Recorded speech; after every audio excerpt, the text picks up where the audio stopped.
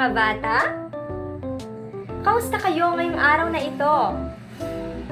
Ayan, ako'y nagagalak na kayo ay mabuti ang inyong kalagayan. Pero bago tayo magsimula sa ating aralin, maaari po bang tumayo ang lahat para sa ating pagbungad na panalangin na pangungunahan ni Mr. Gunyo.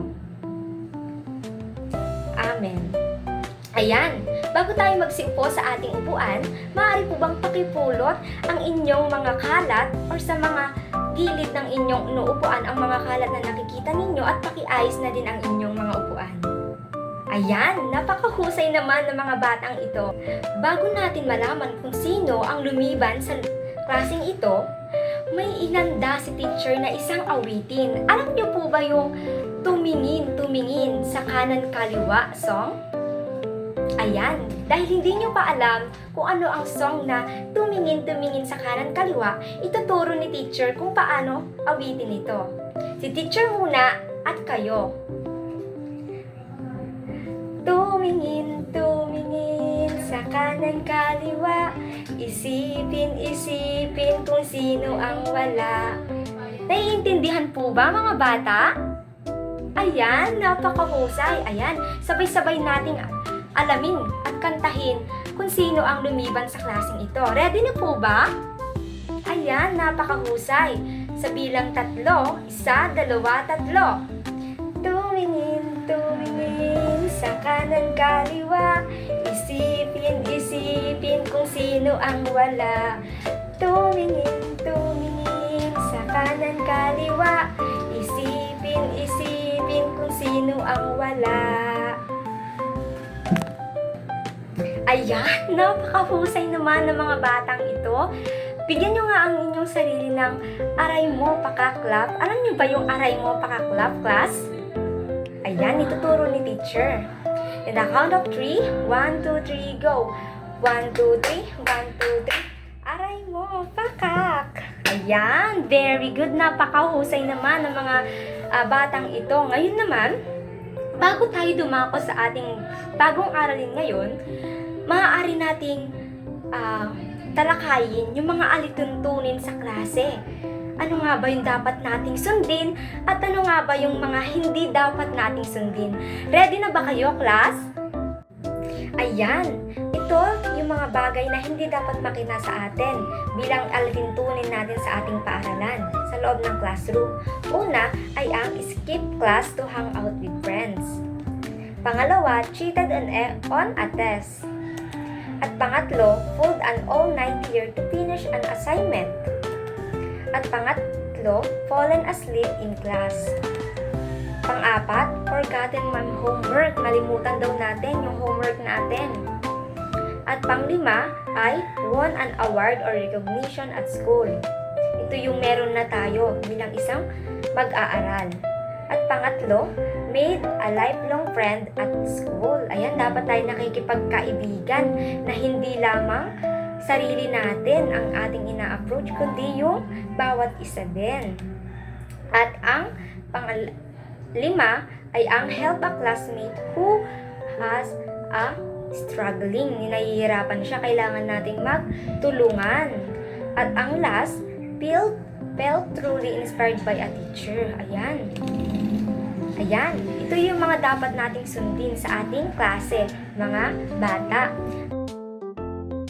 Ayan, maaari nating basahin ang ating lesson objectives. At the end of the presentation, the audience should be able to define lesson planning and lesson plans. Second, explain the importance of lesson planning in teaching. Third, identify DepEd policies and legal bases related to lesson planning. And fourth, describe the components of the DepEd lesson plan. And last but not the least, appreciate the role of lesson planning in improving teaching and learning. Ayan, ito yung ating magiging lesson objective sa ating pag-aaral. Ayan, dako na tayo sa kung anong pag-aaralan natin. Ano nga ba yung pag-aaralan natin ngayong araw na ito? Ito ang pag-aaralan natin ngayong araw ay ang what is lesson plan or lesson planning. So first, ano nga ba ang lesson planning? Ayan, sinasabi dito, lesson planning is the process of organizing learning objectives, teaching strategies, learning activities, instructional materials, and assessment before conducting a class.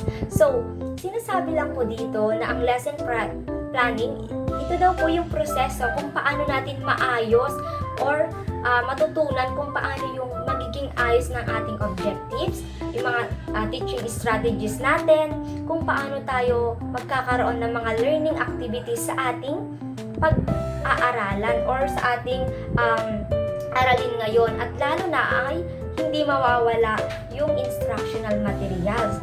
So, in addition, ang lesson planning daw po, dito tayo nagpaplano kung paano yung magiging daloy, kung paano magiging maganda or magiging smooth yung ating pagde-demonstration. Like for example, si teacher, meron akong topic na binigay sa akin ang teacher ko. Ayan, after nun, magkakaroon ako ng planning or magkakaroon ako ng plano ko kung paano ko gagawin yung demonstration ko ng maayos, ng hindi watak-watak, ng hindi magulo, kundi organized daw. Ayan, at tinutulungan din daw ang teacher to set clear learning goals, organize classroom activities, manage time effectively, and lalo na address learner different new knowledge. Ayan. Dito natin pag-aaralan na makakatulong ito sa teacher. Yan, bilang isang future educators, ito ay isang gabay para sa mga naghahanda para sa magde-demo or magkakaroon ng demonstration.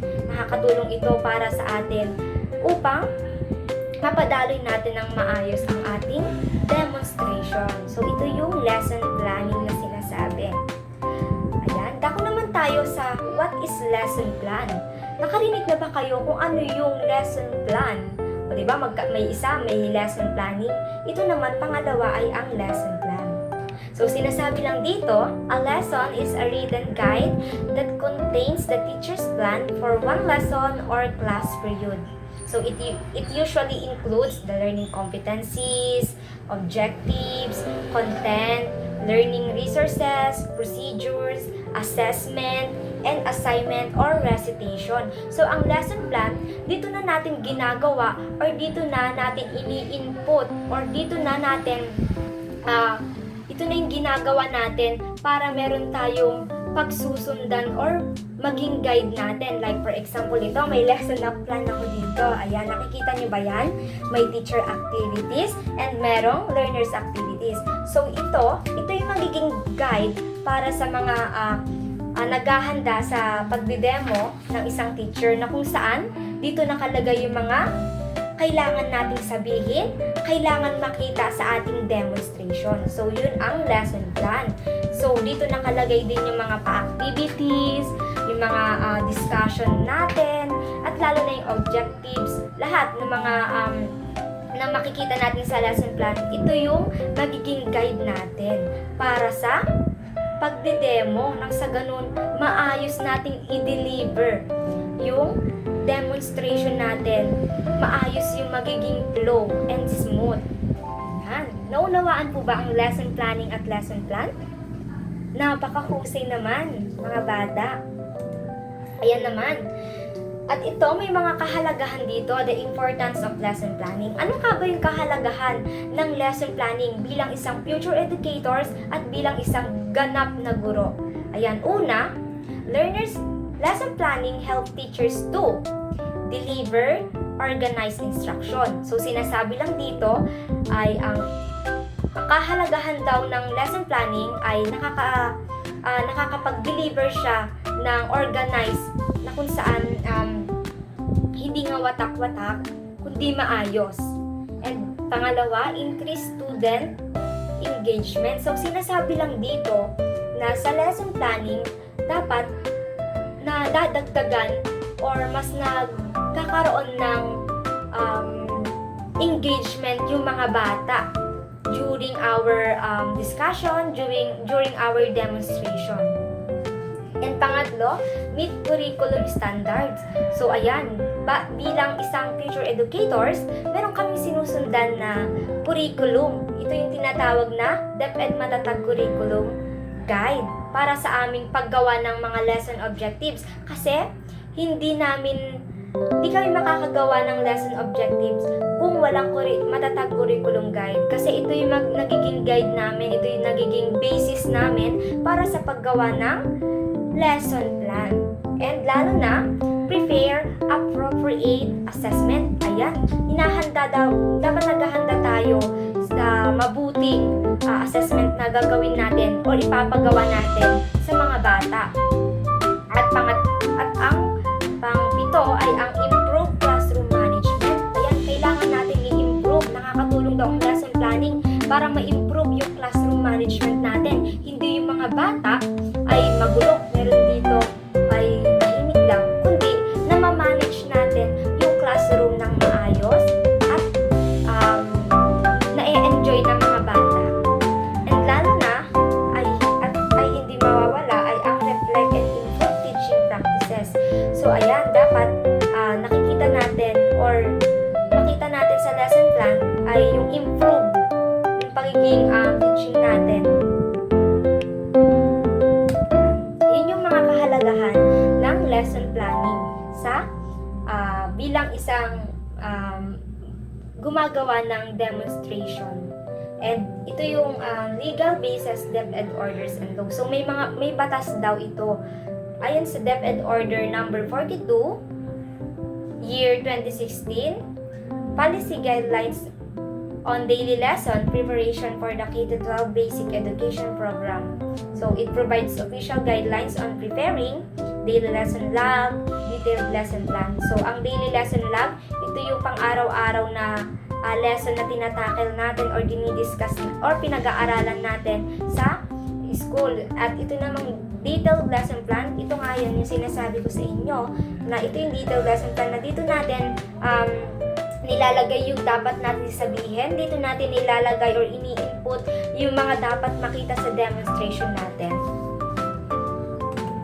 And ayon naman sa Republic Act number 10533, Enhanced Basic Education Act of 2013 introduced the K-12 curriculum and competency-based teaching. So dito daw sa Republic Act number 1053 ay ini-enhance dito yung basic education, which is yung K-12 curriculum na nagaganap sa ating bansa. Yan yung kinder hanggang grade 12. So introduce the K-12 para ma-enhance natin yung competency ng isang bata.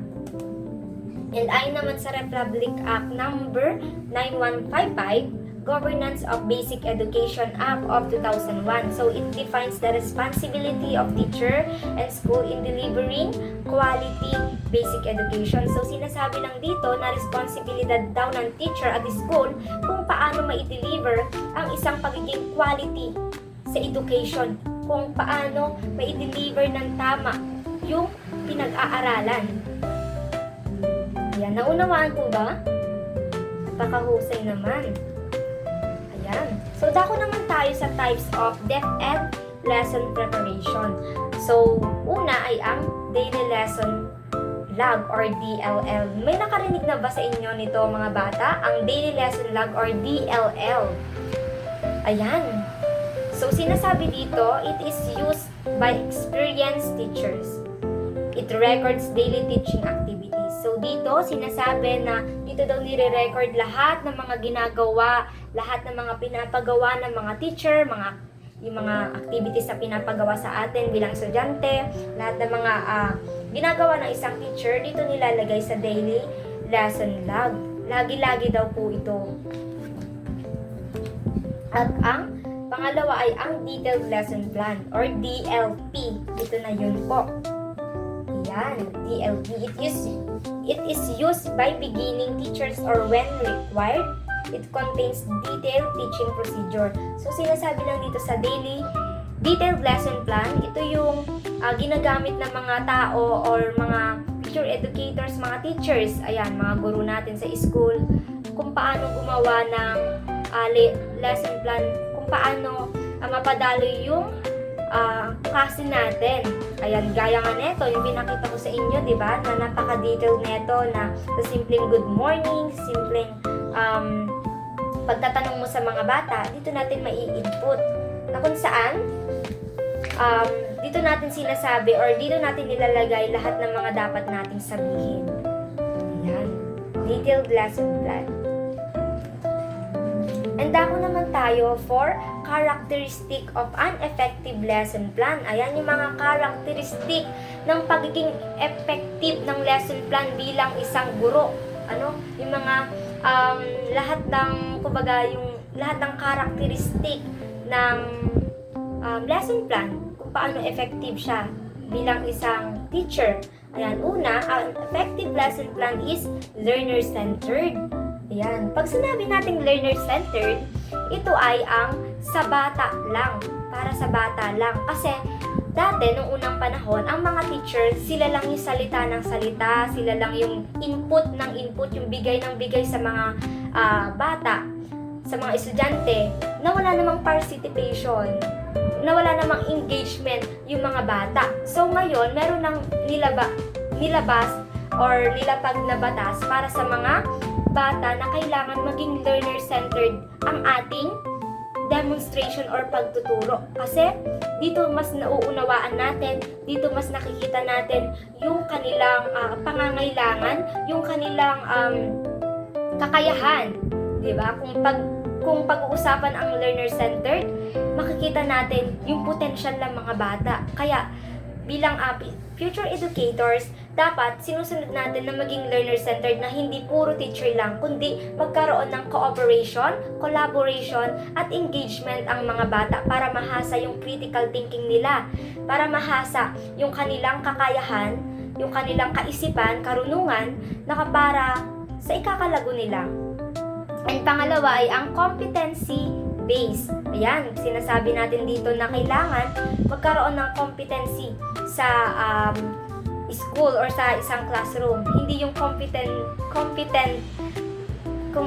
competency sa yung in a bad way, kundi ito yung sinasabi na kailangan natin to bilang future educators na makita sa atin to, yung competency base. And pangatlo ay ang organize. Bakit nga ba natin sinabing organize?